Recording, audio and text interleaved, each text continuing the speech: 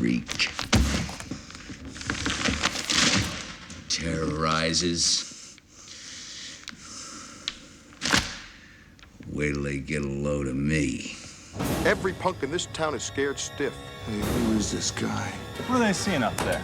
Oh, my God. Wouldn't hit a guy with glasses on, would you? I don't know who you think you are. What are you? I'm Batman.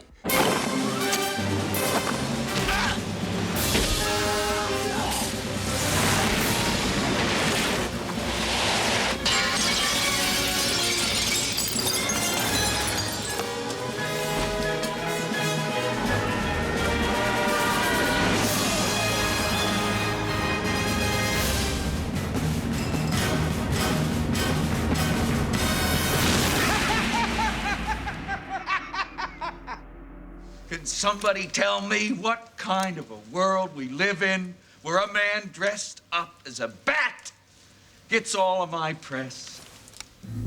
The making of Batman was a marathon. It was not a sprint. It was a marathon where there were constant speed bumps, and any moment, failure faced you, whether it was developing the script, whether it was finding the filmmaker, whether it was casting the picture, whether it was the budget of the film, whether it was just the anxiety and fear of this unique project that was dark. It haunted the project from the very beginning. Batman created just a universe that I could really believe in. And I always regretted that as my favorite character in comics, it had not ever quite been portrayed the way I thought that Bob Kane and company really intended it to be. And I really wanted to see that creature of the night emerge and let the world at large see that there is more to Batman than pow, zap, and wham. And for about 20 years, whenever anyone mentioned the word Batman or wrote about it in print, pow, zap, and wham were always attached to the name. I wanted to detach it and get back to the heart of the character. I think that Batman is a seminal movie of the last quarter century because it broke all the rules. It redefined what a tentpole movie should be. It dealt with the kind of effects and the kind of artistic choices, casting choices that had not been done before, very gutsy. Tim was on the forefront of a generation of new filmmakers, and even the way we marketed the movie. All parts of a whole that, you know, are never easy to come to because when it's uncharted waters, it's lonely out there a little bit.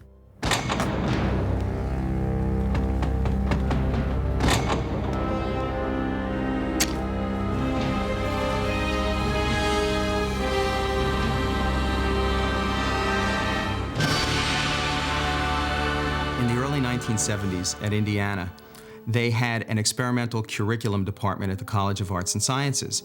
And the deal was this: if you had a course that was non-traditional that you wanted to teach at the university and could then appear before a panel of deans and professors and convince them that your course was worthy of academic credit, you could wind up teaching a very unique course to college students for credit. This to me was a golden opportunity. I decided I was going to teach the world's first college-accredited course on comic books. The dean, with his eyeglasses sitting right at the end of his nose, looking down at me over them, said, "So you're the fellow who wants to teach a course on funny books at my university? Mr. Uslan, I appreciate what you're trying to do. I used to read comic books all the time. Superman was my favorite when I was a kid. But comic books are cheap entertainment. They're junk.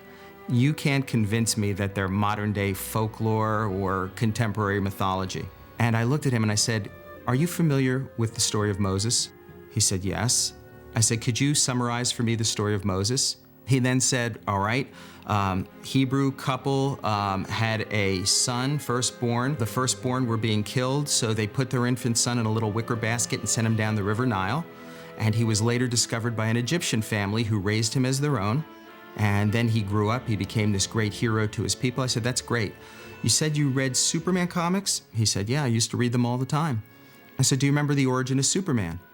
He said, "Sure. Planet Krypton was about to explode.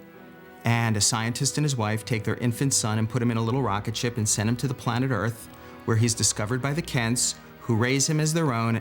And he stopped, and he looked at me, and he said, "Your course is accredited." Well, my life changed rather quickly because one day, shortly thereafter, I get a call, and it's from Stan Lee. I thought that was so great. At last, somebody was recognizing comics as a valid form of communication and entertainment. There are few colleges now that don't have popular culture courses, and so many of them concentrate a great deal on comic books, movies, television, the usual. But comic books are now lumped in with the others, so I think that's terrific. I got a call from Saul Harrison, who was the vice president of DC Comics in New York, and he said, everywhere we look, we're reading about your comic book course, and this is a great thing for the whole industry. We would like you to work with us. We'd like to fly you into New York and talk to you about ways we might be able to work together. And that was the moment I said, my next dream in life, I want to produce a definitive, dark, serious version of Batman as a movie, the way Bob Kane and company really originally intended him back in 1939, as a creature of the night, someone who stalks criminals from the shadows. That's what I wanted to do, and that's what I set my sights on right at that moment.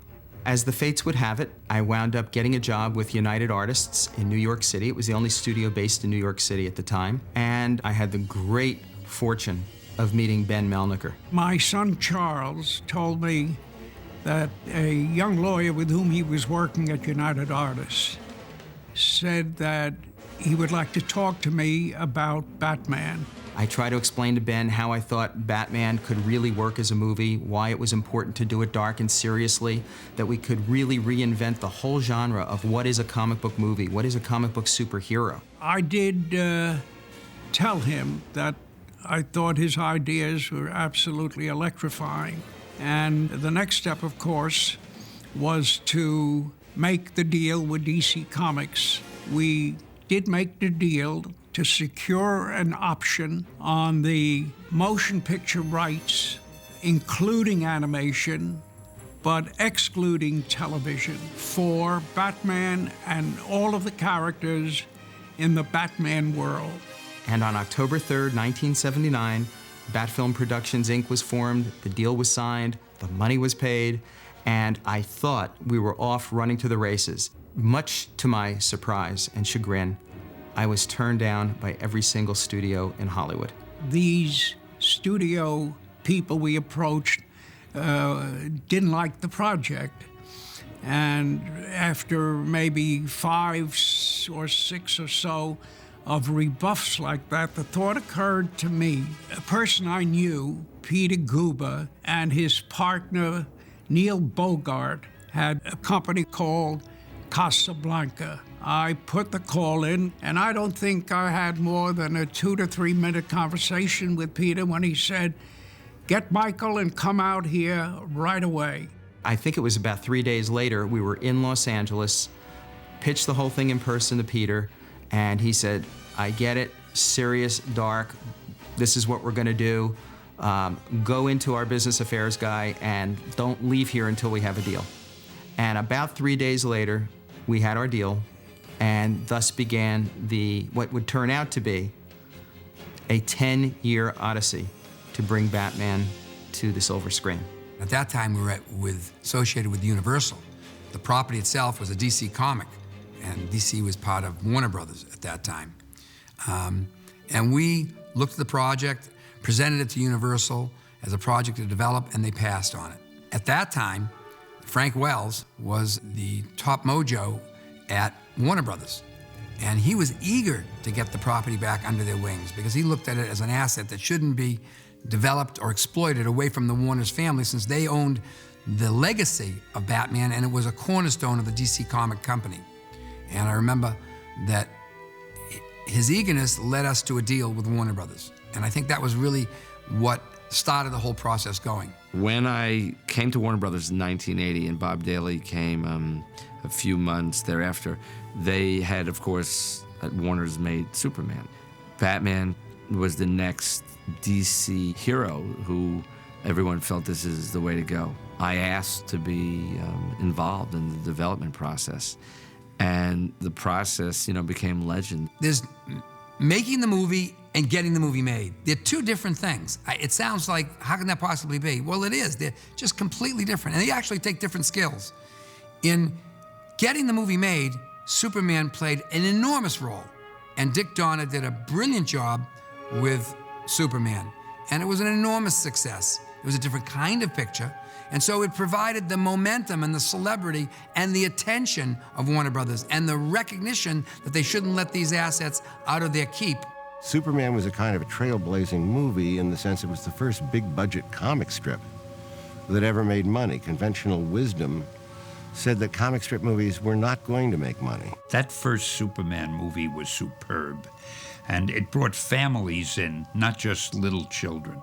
It made people realize, hey, these are more than just little comic strip characters. These are fascinating characters, and they're incredibly imaginative, and they're visually exciting. The biggest obstacle was trying to find a tone and direction, and for us all at the studio to agree on that. We went from various extremes. You know, Joe Dante, who went on to direct many movies, including Gremlins at the studio, and Ivan Reitman, who did Ghostbusters. Many people wanted to be involved with the creation of Batman and writing and directing. They naturally wanted to follow up Superman with Batman, and I was sort of a logical choice. But it pretty quickly became obvious to me that you couldn't write Batman and Superman the same way. They're totally different characters. When I created the Batman in 1939, he was a dark, brooding vigilante, and his general genre changed in the mid-60s with the advent of the television show in 1966, where it became campy and comedic. And I prefer, if I had my druthers, I'd rather have the dark, profound, mysterioso Batman rather than the comedic one. I think Batman had been haunted by the 60s show for years after that show had ended, and I don't think there was any way to shake that in the public's mind until some of the better-known comic book works of the mid to late 80s came out.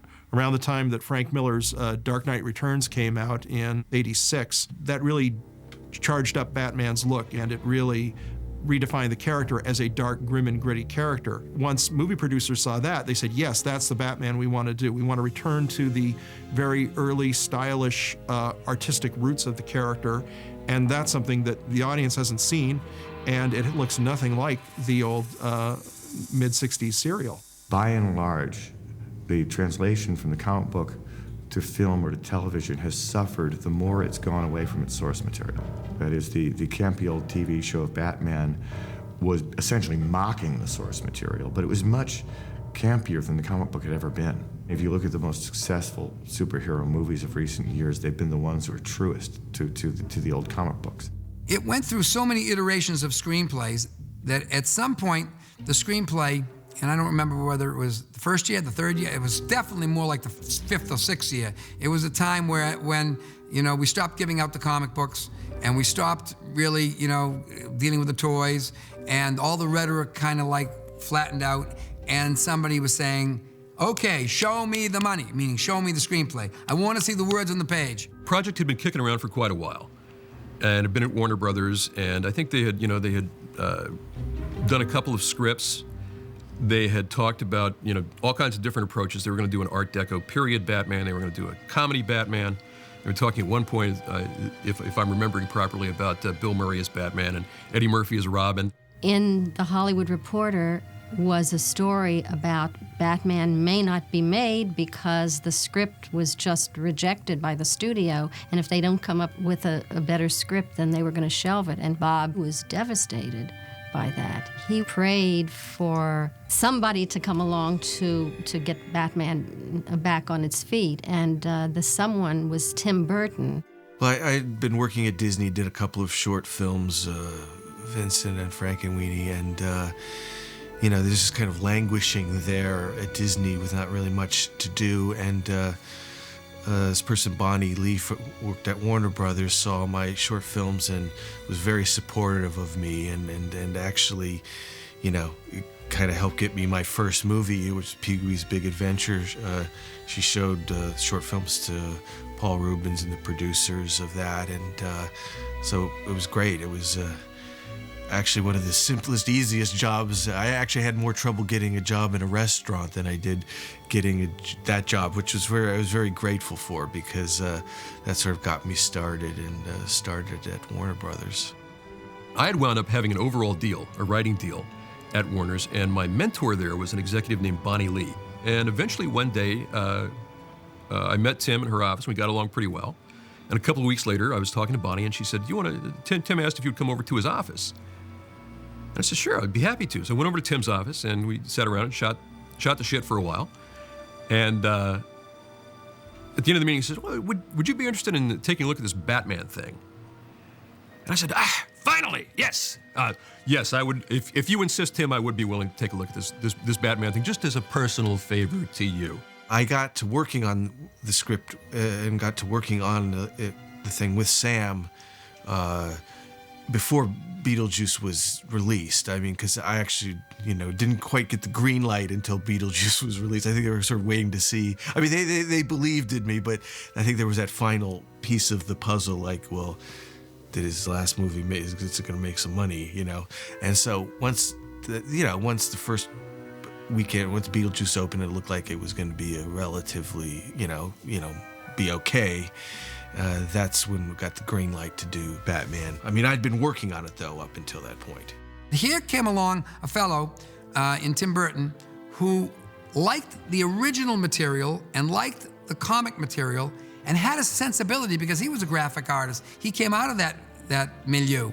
So he had a sensibility about the material, and yet he'd already made films, and quirky, unique films. There was a danger in that because it didn't look like what everyone thought it was. But the value of that was the imagination and the intuition took everybody to another place. And what he baked into the process was the most important element in a film. He built risk into it. He said, I'm going to take this to another place where there is not a lot of certainty. I'm going to give you variety. And that scares people, scares studios, financiers, and it did all the way up the food chain till the very end. But that was the component that helped, that very risk component helped get it made and helped make it what it is.